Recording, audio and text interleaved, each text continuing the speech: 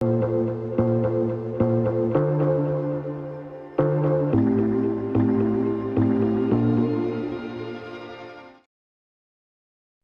whispered of a book, a lost book, a book that answereth all requests.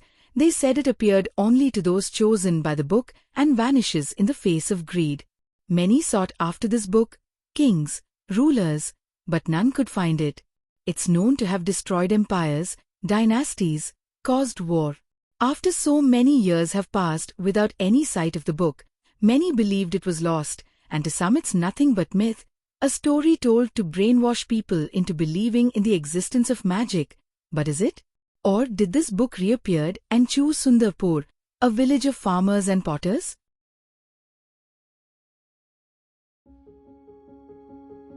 Long ago, when the evening winds still carried the scent of jasmine from forgotten gardens, in the village of Sundarpur, a village where the rich grew richer and the poor struggled to fill their bellies, nestled between the Godavari river and rice fields, lived a bright-eyed boy named Rahul. His family's hut, which houses Rahul, his parents, grandparent and uncle, is made with walls of sun-baked clay and a roof of woven palm leaves, stood at the edge of the village where the forest began.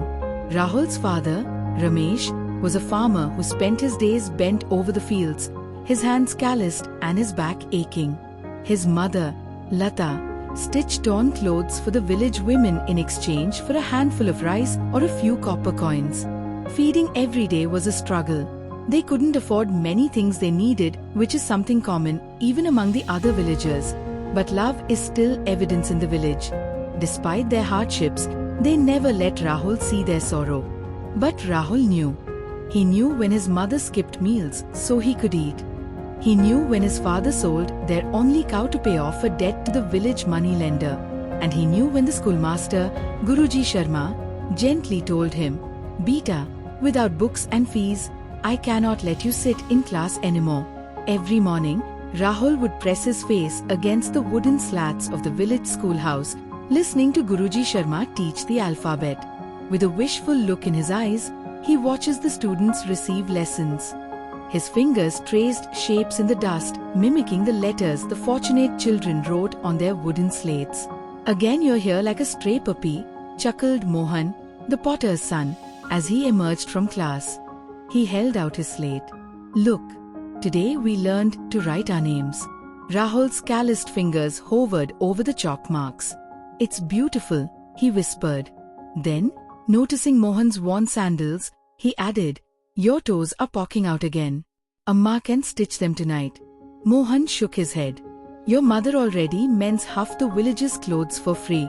Appa says we must pay her properly this time." As they walked past the bustling marketplace, the aroma of frying pakoras made Rahul's stomach growl. At the sweetmeat stall, the merchant's son Dev, plump and perpetually sticky with jalebi syrup, taunted them. "Look, the bookless scholar and the barefoot potter. Why don't you write a poem about hunger, Rahul?" That evening, as Rahul helped his mother thread a needle by the dim oil lamplight, he asked, "Amma, when will I go to school properly?" Lata's hand stilled. The silence stretched until Appa returned from the fields, his shoulders slumped deeper than yesterday. The moneylender increased the interest again. "I think I need to travel to the nearby village to sell the few bags of crop left. Maybe I will be able to get more paying customers," he muttered, placing 3 copper coins on the woven mat, their entire savings. Rahul understood. School fees required 10 coins. Books cost 15 more. That evening, Rahul sat by the river, tears mixing with the water as he scrubbed his only torn dhoti. His best friend, Mohan, the potter's son, sat beside him. "I wish I could help," Mohan said, his voice heavy. "But Appa says even our clay pots aren't selling these days." Rahul sighed. If only we had just a little more. At dawn, while taking his bath at the river ghat, Rahul noticed an old Sadhu sitting beneath the peepal tree. His saffron robes seemed to glow in the morning light, and his eyes held the depth of the river in monsoon. Every time Rahul glanced at him, he could swear his face changes, but the posture and clothes remains the same. "I think my eyes are tricking me now," he thought to himself. "Do you need water, Baba?" Rahul asked the old man. Your heart speaks loudly. Beta, the Sadhu said. Come. Rahul didn't understand what the Baba was talking about, but we moved closer. Why do you weep, child? The stranger asked. Who are you? Rahul asked, shocked, because he wasn't crying at the moment. The old man chuckled. A traveler, a watcher, a keeper of forgotten things. He studied Rahul's face. You wish for something, don't you? Hesitantly, Rahul spoke. I want to help my parent and go to school. But we have no money for school. The stranger's eyes twinkled. Ah, a wish born not of greed, but of hunger to help and for knowledge. Rare indeed. From the folds of his robe, the Sadhu produced a notebook bound in leather that shimmered strangely. This belonged to a king who forgot his people's hunger. Now it seeks a wiser keeper. This, the old man said, is no ordinary book. Write upon its pages, and it shall be granted. But heed this warning, it answers only to a pure heart. Rahul's fingers tingled as he touched the cover. He was confused, didn't know to believe, but he asked, What must I do? Write with wisdom, the Sadhu said, pressing the book into his hands. For greed makes ink as poisonous as a scorpion's sting. When Rahul looked up, the Sadhu had vanished, leaving only a faint scent of sandalwood and the distant sound of temple bells. That night, under the flickering light of a dying oil lamp, Rahul opened the notebook. His hands trembled.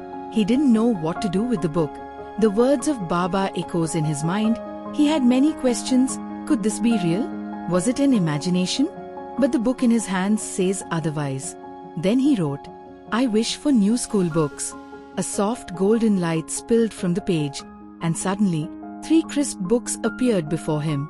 Rahul gasped, It's real magic. Immediately, Rahul ran to his mother. Clutching the books, she was with his uncle. They both looked as he narrated his encounter with the stranger in disbelief. Are you sure, Beta? His mother asked warily.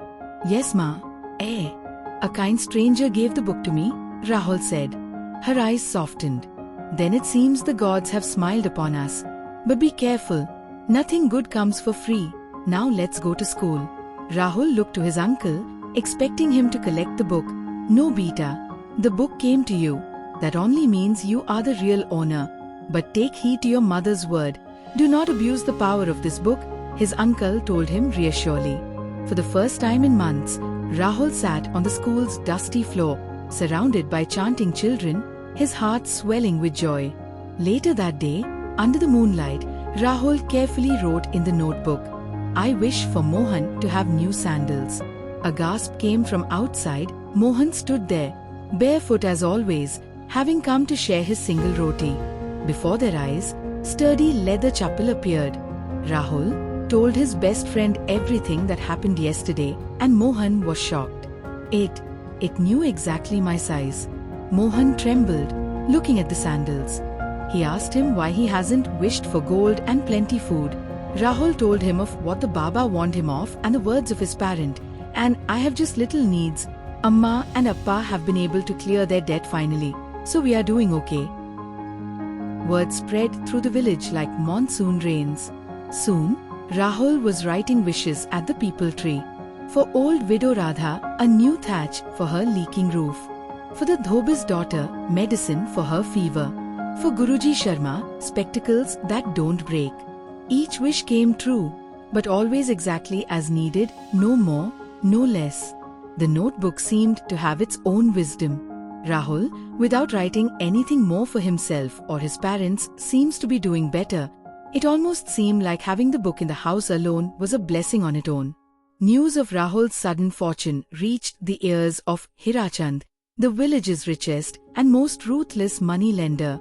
A stout man with oiled hair and beady eyes, Hirachand lived in a mansion of carved teakwood, his storerooms overflowing with grain he hoarded during famines. His servant, Gopu, a sly man with a scar across his cheek, whispered the rumors to him one evening as Hirachand counted his coins. They say the farmer's boy has a magic book, Sedji. Whatever he writes in it comes true. Hirachand's grip tightened around a gold coin. Nonsense. Magic is for fools and fairy tales. But greed gnawed at him. That night, he sent Gopu to spy on Rahul.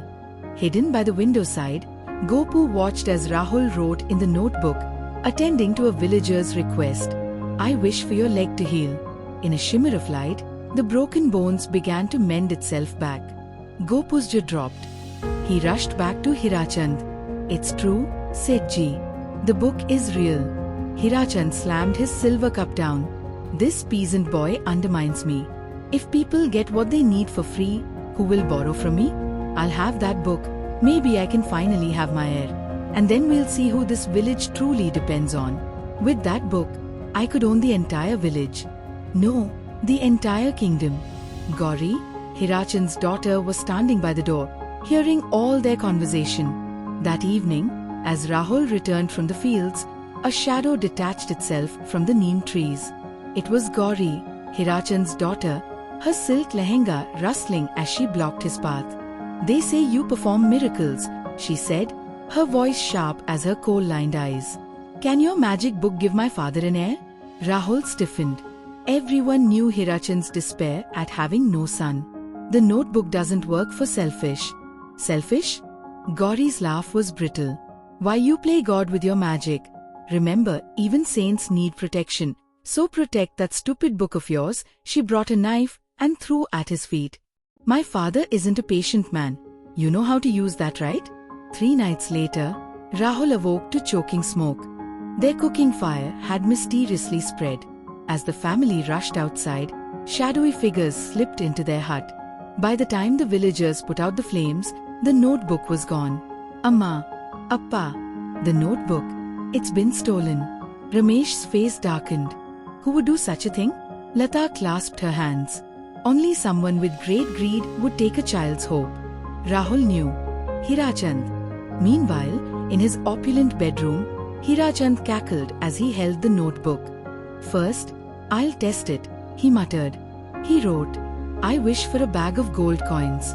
A heavy sack appeared at his feet, spilling gleaming coins. His laughter echoed through the halls. "Now for real power." He scribbled greedily, "I wish for a treasure vault beneath my house, filled with jewels." The ground trembled. Walls cracked. A gaping hole opened in his floor, revealing a cavern glittering with diamonds and rubies. But the earth kept shaking. The vault grew deeper, wider. "Stop! Stop!" Hirachand screamed, but the notebook had become a storm in his hands. But the gold kept coming. It filled rooms, crushed furniture, trapped servants. The very walls groaned under the weight. By dawn, the Haveli had become a golden tomb, its gates straining against the mounting pressure. Rahul and Mohan ran to Hirachand's mansion, where villagers gathered in terror as the house groaned, sinking into the earth. Rahul arrived to find villagers screaming as gold coins began erupting into the streets like a metallic volcano. "The notebook is destroying everything," Mohan cried. Inside, Hirachand was trapped under a collapsing pillar, the notebook just out of reach. "Help me," he begged. "Please." Gauri grabbed his arm, her finery in disarray. "Stop this madness." "How?" "The notebook's inside." Then, a familiar voice, "Perhaps this will help." The old stranger, looking different again, stood calmly amidst the chaos, holding out the book to Rahul. Magic always remembers its true master. With shaking hands, Rahul wrote on the scrap, "Let all return to how nature intended." A sound like 1,000 temple bells rang out. The gold dissolved into morning mist. The Haveli stood restored but empty. Hirachand and his cronies had vanished, leaving only their greed behind and the notebook. "You see, Rahul, magic is a mirror. It shows the heart of the one who wields it," Baba said. Rahul handed him the notebook. "I don't need it anymore. Real change comes from hard work, not wishes." The old man nodded. "And that is why you were always worthy of book. I'm happy you didn't disappoint me." With a flash, the notebook dissolved into stardust. At the village meeting that evening, the elders stood stunned when Gauri stepped forward. "My father's account books show he stole from all of you," she said, her voice steady despite trembling hands. "I will make amends." The greatest magic is that which we create together. And so it was. Gauri used her education to help villagers file land claims. Few years after the incident, Mohan now taught pottery to orphans. And every evening under the peepal tree, children who couldn't afford school were taught letters to buy Rahul their slates, and chalk paid for by mysterious donation that arrived the day the notebook disappeared. Sundarpur grew gradually. The people lived together in harmony and joy. Little wins were celebrated with great gladness. Children were taught basic education and handwork. The village thrived. Years later, Rahul became the village's first true scholar, teaching in classroom and still training children under the same banyan tree where Baba Gyan tell different stories, including the story of the lost magic book. Rahul teaches the children and concludes his daily teaching with a saying, "True wealth grows when shared, just as rice grows when planted, but greed, like fire, consumes even its keeper." And on quiet nights, when the wind carried the scent of jasmine, some swore they saw an old wanderer watching from the shadows, smiling as children laughed and learned.